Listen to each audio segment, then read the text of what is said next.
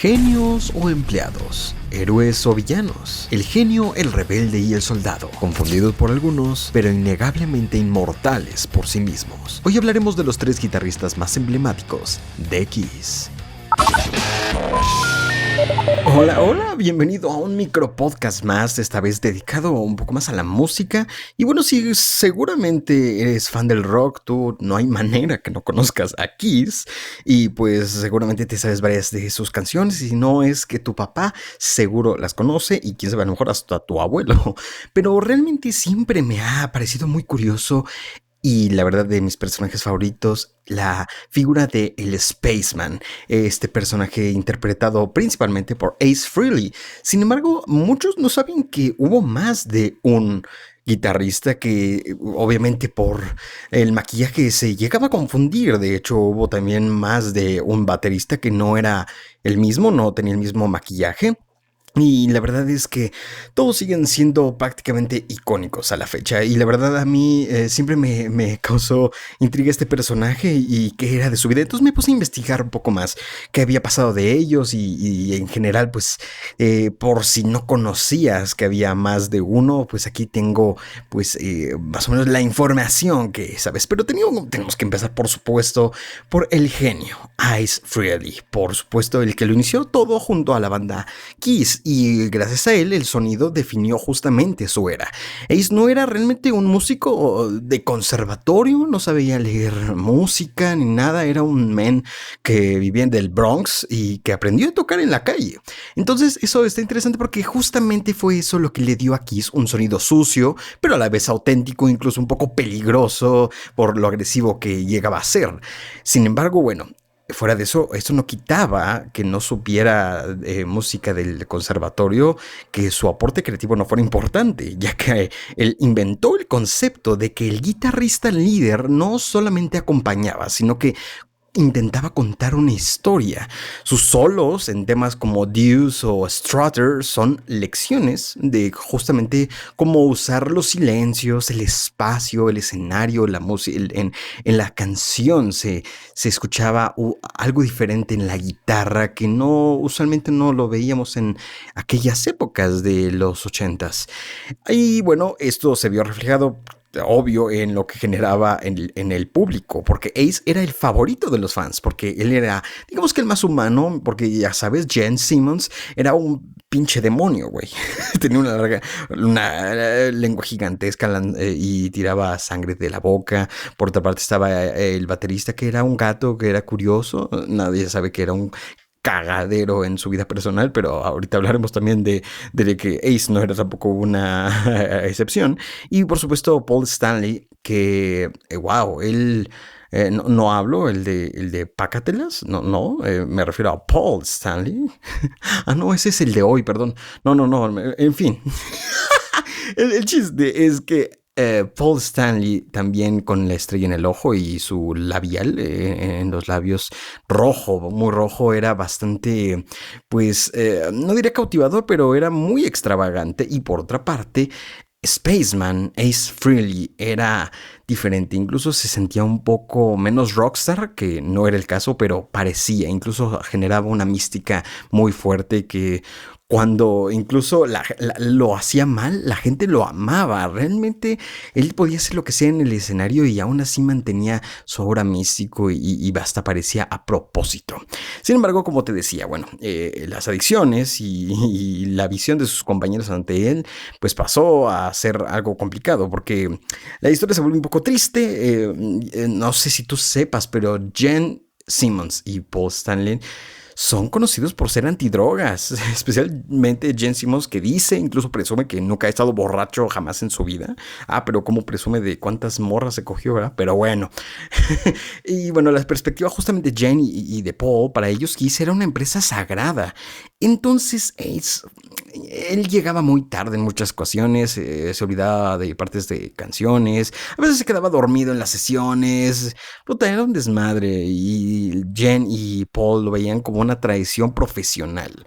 Paul Stanley ha mencionado, de hecho, en sus libros que sentía que tenía que cargar con Ace, haciendo parte de su trabajo que no tendría que estar haciendo y prácticamente lo tenía que hacer pues para que la banda no se hundiera. Entonces era un problema. Y pues el estigma de las adicciones era la base, porque Ace abusaba de todo. Abusaba del alcohol y de sustancias como la cocaína, todo, que le provocaba, por supuesto, muchas lagunas mentales. Entonces, sus compañeros pasaron de la preocupación a ya resentimiento y a ser molesto. Entonces, dejaron de verlo como un socio y empezamos a verlo, bueno, ellos empezaron a verlo como una carga financiera y logística. Entonces, en 1982 no fue nada más que salió, fue un desgaste, un evento de lo que ocurría con Ace. Entonces, pues fue un desastre porque Ace cuando lo sacaron se sentía ignorado en las decisiones, especialmente como cuando votaron en su contra para grabar el disco The Elder, y se sentía que estaba atrapado en un contrato que le obligaba a ser un personaje, mientras su vida personal se desmoronaba, ¿no? Entonces, pues dejó de aparecer totalmente, incluso muchos decían, y eso nos lleva al siguiente punto, decían que prácticamente Ace Frehley le gustaba la vida de rockstar, pero odiaba estar en Kiss por lo que conllevaba. Sin embargo, tiempo después, en 1996, regresó. Después de 15 años fuera a ocurrir lo que parecía imposible porque la formación original se reunió. Ahorita hablaremos de los demás, pero regresó en 1995, hizo un MTV Unplugged e invitaron a Ace y a Peter Criss, el baterista original que también había salido. La química fue tan explosiva que el mundo entero pidió pues otra gira de reunión una vez más después de tantos años. Y Jen y Paul, viendo los millones de dólares, obviamente, sobre la mesa, lo que esto podría aportar, pues decidieron ignorar el pasado o perdonarlo, ya saben. Entonces, todo empezó siendo un éxito inicial maravilloso. La gira de 1996 fue la más grande del año.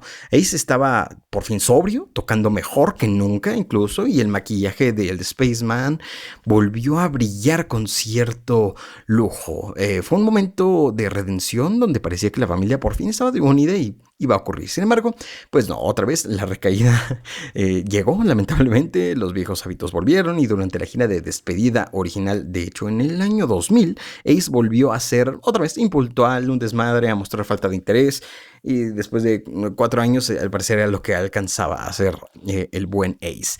Y para Jen y Paul esto pues fue la prueba final de que no podía construir un futuro a largo plazo con él. Entonces Ace no se presentó para un evento importante específico y la banda ya decidió que alguien más tomara el manto. Sin embargo, con él llegaremos después, porque después de Ace viene alguien más, que es Vinnie Vincent, el guitarrista más polémico y odiado incluso por muchos fans.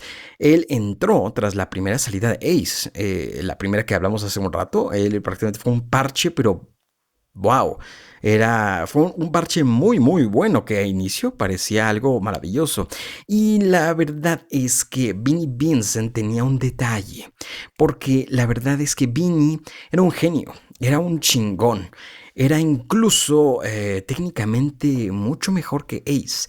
El problema es que Vinnie lo sabía perfectamente. Entonces, bueno, Ace era el rock and roll clásico de los 70s, pues Vinnie Vincent era más la explosión técnica de los 80s. Entró en el momento más oscuro de la banda, como te digo, imagínate cómo salió, y era bastante bueno porque incluso llegó en algún punto, digamos que a salvar a la banda, porque Vinnie era un músico de otro nivel técnico, era una mamada, el güey un chingón de chingones. Tenía una formación de compositor en Nashville y la velocidad en sus dedos dejó a Jen y a Paul, obviamente, con la boca abierta. Él no solo tocaba, él salvó de la bancarrota Kiss. Coescribió casi todo el álbum Lick It Up, que fue el disco que les permitió quitarse el maquillaje con éxito moderado, porque mucha gente dice que nunca debieron quitarse el maquillaje. Yo estoy entre ellos. Sin embargo, bueno, la verdad es que aún así ocurrió y continuaron un tiempo sin el maquillaje. Su estilo introdujo los shreds, que son, digamos, solos ultra rápidos, muy agresivos, que conectó con la nueva generación del heavy metal y musicalmente era el motor más potente que Kiss en la vida tuvo. Sin embargo, como te decía, tenía un lado malo y él no entendía el concepto de banda. Él tenía una personalidad obsesiva y un ego que no cabía en el escenario. Era él y Kiss y lo quería todo para él. Y Ace pues se perdía, si bien fuera del escenario por sus adicciones, pues Vinny se perdía en sí mismo, en su propio virtuosismo. Entonces empezó a ignorar las estructuras de las canciones y el solo de guitarra debía durar 30 segundos, 40, te mamaste, pues se le valía pito y lo hacía de 7 minutos. Entonces, pues dejaba a los demás miembros así parados viendo, ¿a qué hora acabas, mi Vini? Ya estoy hasta los huevos de ti. Y era extremadamente difícil el trato personal con él, la verdad, porque cuestionaba cada orden y se sentía realmente superior creativamente a Jen y Paul. La verdad es que Jen Simmons y Paul Stanley muchas veces han comentado que sí, la verdad sí, él era un escritor increíble y técnicamente era maravilloso. Sin embargo, bueno, era un dolor de cabeza constante porque trabajar con él no era cómodo. Gene Simmons lo describió como alguien que se autodestruía sistemáticamente y a diferencia de Ace, a quien venía con una mezcla de lo veían con una mezcla de tristeza y cariño, porque era cuando te estás haciendo pedazos, pero te quiero y lo haces muy bien. Pues a Vinny le tenían ya resentimiento, lo veían como un empleado talentoso, pero insoportable. Y si algo no quería Vinny, Vincent, era ser un empleado. Eso nunca pasó. Y él fue el único miembro el que no se le permitió usar su maquillaje después de irse, que cabe recalcar que él usó otro maquillaje, como habrás visto, él se llamaba el guerrero Ankh, era como una especie de egipcio y él también se le ocurrió, me parece, y bueno, ahí no era Spaceman, era el guerrero Ankh, como si fuera un soldado, no sé, de egipcio, y era su propio personaje y iba bien, ¿no? Nunca digamos que manchó el nombre, digamos, entre comillas, de Spaceman. Era otro personaje con otras características y es algo que veo bien. Sin embargo, bueno, su ego era un cagadero. Y aquí es cuando llegamos a, bueno, por supuesto, Vinny casi otra vez autodestruye a la banda. Era un desastre. Y aquí es cuando llega Tommy Tyer.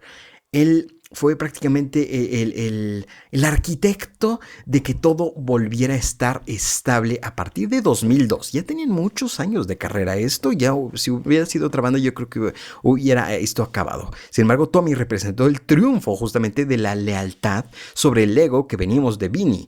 Y su entrada no fue la de una estrella de rock externa ni nada, sino de alguien que ya conocía, digamos que el interior de la banda. Estuvo mucho tiempo ahí y era considerado muy fan de la banda. Entonces para él se sentía muy honrado de estar en ella.